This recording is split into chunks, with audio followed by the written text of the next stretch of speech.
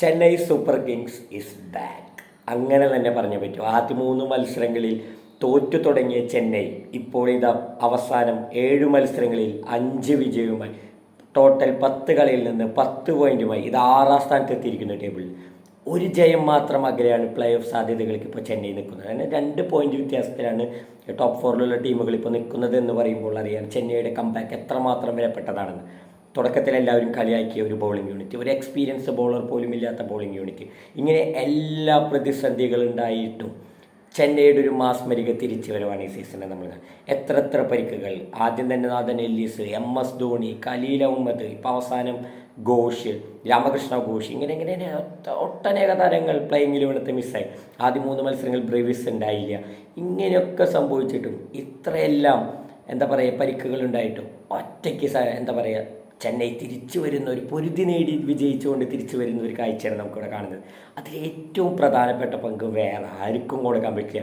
നമ്മുടെ സ്വന്തം ചേട്ടൻ, നമ്മുടെ കേരളത്തിൻ്റെ അഭിമാനം, ചെന്നൈയിലെ ചേട്ടൻ, ചെന്നൈയിലെ സ്വന്തം സഞ്ജു വി സാംസൺ. അദ്ദേഹം ഒറ്റയ്ക്ക് ഈ സീസണിൽ 10 കളിയിൽ നിന്ന് 402 റൺ, 2 സെഞ്ചുറിയും ഒരു അർദ്ധ സെഞ്ചുറിയും. അങ്ങനെ പറയുമ്പോൾ നമുക്കറിയാം 3 കളിയിൽ മാൻ ഓഫ് ദി മാച്ച്. ഇത്രയൊക്കെ ചെയ്തൊരു പ്ലെയർ. അതിന് 3 കളി ആൾ വിജയിപ്പിച്ചു ചെന്നൈനെ. ആ 3 കളിയിൽ നിന്നും മാത്രം 6 പോയിന്റ് ചെന്നൈക്ക് സ്വന്തം. പിന്നെ വേറൊരു റെക്കോർഡ് കൂടിയുണ്ട്. പുള്ളി 25 റൺ സഞ്ജു എടുത്ത കളികളിൽ 25 അധികം റൺ എടുത്ത എല്ലാ കളികളിലും 100% ചെന്നൈയിൽ വിജയം.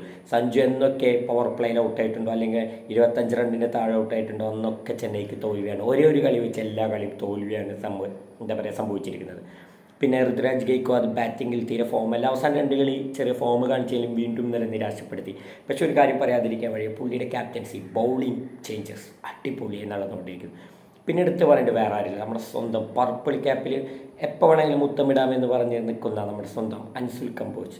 ഒരു ഇന്ത്യക്ക് വേണ്ടി ഒരു കളി പോലും കളിച്ചിട്ടില്ല. ഡൊമസ്റ്റിക് മാത്രം കളിച്ചുകൊണ്ട് ഒരു എക്സ്പീരിയൻസ് ഇല്ലാത്ത ബോളിംഗ് ലൈനപ്പിന് ഒറ്റയ്ക്ക് കൊണ്ടുപോകണം അൻസുൽ കമ്പോജ്. പറഞ്ഞേ മതിയാവും. 17 വിക്കറ്റാണ് 10 മത്സരങ്ങളിൽ നിന്ന് താരമയപ്പെടുത്തിയിരിക്കുന്നത്. അടിപൊളി എക്കോണമിയിലാണ് ഇപ്പോൾ പുള്ളി പന്ത് എറിഞ്ഞുകൊണ്ടിരിക്കുന്നത്. പുള്ളിയാണ് ചെന്നൈയിലെ ഈ ബൗളിംഗ് യൂണിറ്റിനെ മൊത്തം ഇപ്പം നയിച്ചുകൊണ്ടിരിക്കുന്നത്. ഒരു ഫോറിൻ ബൗളർ പോലും ഇല്ലാതെയാണ് ചെന്നൈ എന്താ പറയുക ഫാസ്റ്റ് ബോളിംഗ് യൂണിറ്റ് നടക്കുന്നത്. ഒക്കെ അൺക്യാപ്ഡ് പ്ലെയേഴ്സാണ്. ഗുർജരീത് സിംഗ് ആയാലും മുകേഷ് ചൗധരി ആയാലും എല്ലാവരും അങ്ങനെയാണ് കൊണ്ടുപോകുന്നത്. പിന്നെ നമ്മളെടുത്ത് പറയേണ്ടത് സ്പിൻ ത്രയമാണ് ചെന്നൈയുടെ. ആദ്യമല്ല 3 മത്സരങ്ങളിൽ ഫോം ആവാതിരുന്ന ചെന്നൈയുടെ സ്പിൻ ത്രയമുണ്ട്. അക്കീൽ ഹുസൈൻ്റെ വരവോടുകൂടി നൂർ അഹമ്മദും തൻ്റെ ഫോം വീണ്ടെടുത്തായിട്ടാണ് നമുക്ക് കാണാൻ സാധിക്കുന്നത്. ഇരുവരും കൂടി മധ്യ ഓവറുകളിലും അക്കീൽ ഹുസൈൻ പവർ പ്ലേയിലും പന്തെറിഞ്ഞു തുടങ്ങുമ്പോൾ ബാക്കി ടീമുകൾ ഇത്തിരി വിറയ്ക്കാൻ തുടങ്ങിയിട്ടുണ്ട് ചെന്നൈയിൻ എന്ന കാര്യത്തിൽ യാതൊരുവിധ സംശയവും ഇല്ല. അപ്പോൾ ആ സ്പിൻ കെണി ഒരുക്കാൻ ചെന്നൈ പഴയ പോലെ എക്സ്പീരിയൻസ്ഡ് ആയിരിക്കുന്നു. ജഡേജയുടെ ഒരു കുറവ് ശരിക്കും അക്കീൽ ഹുസൈൻ അകത്തുന്നുണ്ട് എന്നതാണ് വാസ്തവം. പിന്നെ എല്ലാ കൊല്ലം ചെന്നൈ അകറ്റിയിരുന്ന ഒരു പ്രശ്നം ഈ അടുത്ത കൊല്ലങ്ങളിൽ ഓപ്പണിങ്ങിൽ റൺസ് അടിക്കാൻ ആരുമില്ല, പവർ പ്ലേയിൽ അടിച്ച് കയറ്റാനെന്ന്. അത് സഞ്ജു വന്നതോടുകൂടി മാറി കിട്ടിയിട്ടുണ്ട്. അപ്പോൾ ഇങ്ങനെയൊക്കെയാണ് ഇവരേത്. പിന്നെ വേറൊരാളുടെ പേര് എടുത്ത് പറയാതിരിക്കാൻ വഴി അണ്ടർ റേറ്റഡ് പ്ലെയർ ഈ ഘട്ടത്തെ ജെയ്മി ഓവർട്ടൺ. എല്ലാവരും സാം കറനെ കളഞ്ഞപ്പോൾ പറഞ്ഞു ഇനിയിപ്പോൾ ചെന്നൈക്ക് ആരുണ്ട് ചെന്നൈനെ കക്കാൻ മധ്യനിര as a all-rounder fast bowler ആരുണ്ട്? ചെന്നൈക്കുണ്ടടാ ജെയ്മി ഓവർട്ടൺ, ഇംഗ്ലണ്ടിൻ്റെ താരം. എന്ത് മനോഹരമായിട്ടാണ് ബോളിങ്ങിലായാലും ഫീൽഡിങ്ങിലായാലും ബാറ്റിങ്ങിലായാലും 3D പ്ലെയർ അങ്ങനെ തന്നെ പറയണം. ചെന്നൈയിൽ ഈ വട്ടത്തെ പല മത്സരം വിജയിച്ചതിൽ വേറൊരു സഞ്ജുവിന് ശേഷം പ്രധാന പങ്ക് വഹിച്ച ഒരു താരം ഓവർട്ടണാണ്. തനിക്ക് കഴിയാവുന്ന പോലെ തൻ്റെ ഹൈറ്റ് ഉപയോഗിച്ച് മാക്സ് ബൗൺസ് എറിഞ്ഞായാലും യോർക്കേഴ്സ് എറിയാനും ഡെത്ത് ഓവർ സ്പെഷ്യലിസ്റ്റ്, ഇങ്ങനെ എല്ലാ കാര്യങ്ങളിലും പുള്ളി വേറിട്ട് തന്നെ നിൽക്കുന്നുണ്ട്. അപ്പോൾ പുള്ളിയെ എടുത്ത് പറഞ്ഞേ പറ്റൂ. വേറെ എന്താ ഒരാളെന്ന് പറഞ്ഞാൽ നമ്മുടെ യുവതാരം കാർത്തിക് ശർമ്മയാണ്. 14 കോടിക്ക് വാങ്ങിയ കാർത്തിക് ശർമ്മ. അദ്ദേഹം അവസാനം 2 കളിയിൽ കളിച്ച ഒരു സെൻസിബിൾ ഇന്നിങ്സ് ഉണ്ട്. അതാണ് ചെന്നൈക്ക് കുറേ നാളെ മിസ് ചെയ്തിരുന്നത്. അത് തിരിച്ചു കിട്ടിയിരിക്കുന്നു. ഇതെല്ലാം കൂടുമ്പോൾ ചെന്നൈ ഒരു ഒന്നൊന്നര തിരിച്ചു വരവിലേക്കാണ് നോക്കിയിരിക്കുന്നത്.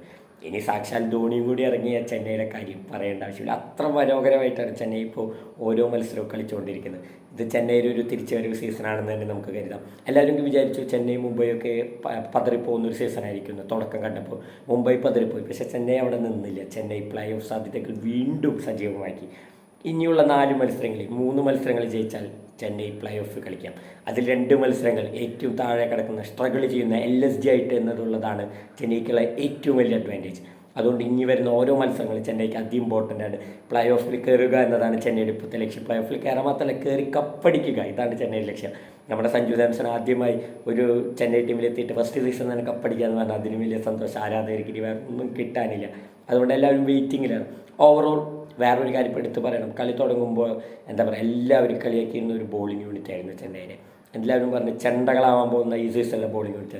പക്ഷെ ഒരു കാര്യം നിങ്ങൾ ആലോചിക്കണം, 10 മത്സരങ്ങൾക്ക് ശേഷം ടീമിൻ്റെ എക്കോണമി ഓവറോൾ എടുക്കുമ്പോൾ ഏറ്റവും കുറവ് എക്കോണമിയുമായി പന്തെറിയുന്നത് ചെന്നൈ സൂപ്പർ കിങ്സ് ആണ്. എന്ന് വെച്ചാൽ ഏറ്റവും ടോപ്പ് ബോളിംഗ് ഈ സീസണിൽ ഇപ്പോൾ കാഴ്ചവെച്ചുകൊണ്ടിരിക്കുന്നത് ചെന്നൈ സൂപ്പർ കിങ്സ് ആണ്.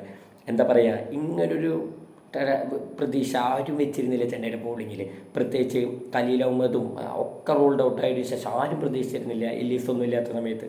പക്ഷെ എന്താ പറയുക, യുവ ബൗളേഴ്സ് അത് ഏറ്റെടുത്തു, അവർ ചെന്നൈയെ പിടിച്ചു കൊണ്ടുപോകുന്നു. അതാണ് ആ ഒരു തങ്ങളുടെ കരങ്ങളിൽ ഏൽപ്പിച്ച ഡ്യൂട്ടി വൃത്തിയായി ചെയ്യുന്ന ബൗളേഴ്സ്. അൻസുൽ കമ്പോജ് ആകട്ടെ, മുകേഷ് ചൗധരി ആവട്ടെ, ഗുർജപ്ജീത് സിംഗ് ആയിക്കട്ടെ, ആരുമായിക്കോട്ടെ, എല്ലാവരും. ഇപ്പോൾ രാമകൃഷ്ണ ഘോഷ് ഒരു കളിയാണെങ്കിൽ പോലും ആ ഒരു കളി അദ്ദേഹത്തിൻ്റെ ഇമ്പാക്റ്റ് വളരെ വലുതായിരുന്നു. ഇങ്ങനെ എല്ലാവരും ചെന്നൈക്ക് വേണ്ടി ഫോം ആവുന്നു. Chennai is back, old vintage Chennai is back. ഇനി ധോണി കൂടി വന്നാൽ ഒന്നും പറയേണ്ട ആവശ്യമില്ല. We are waiting for his come back. And also Chennai play off കളിക്കുന്നത് കാണാൻ കോടിക്കണക്കിന് ആരാധകരാണ് വെയിറ്റ് ചെയ്യുന്നത്. നമുക്ക് നോക്കാം എന്ത് സംഭവിക്കുമെന്ന്.